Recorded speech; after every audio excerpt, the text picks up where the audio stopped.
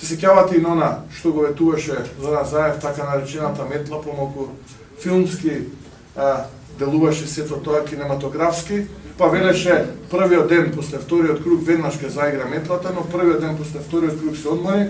третиот ден после вториот круг го грабна моторот, го јавна и заедно со другарите си отиде на неколкудневна прошетка низ Балканот да си се одмори човекот, па го видовме сега откако се врати тој неколкудневен одмор, таа неколкудневна прошетка, како ни вели дека не сега, таму некаде почеток на јуни, или за неколку месеци од сега ќе зиграла всушност таа метла.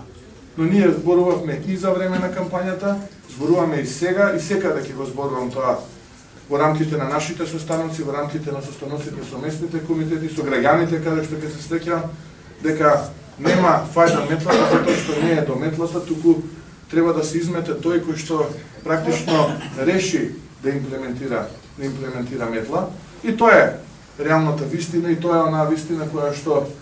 што ние практично ја имаме како реалност во Република Македонија.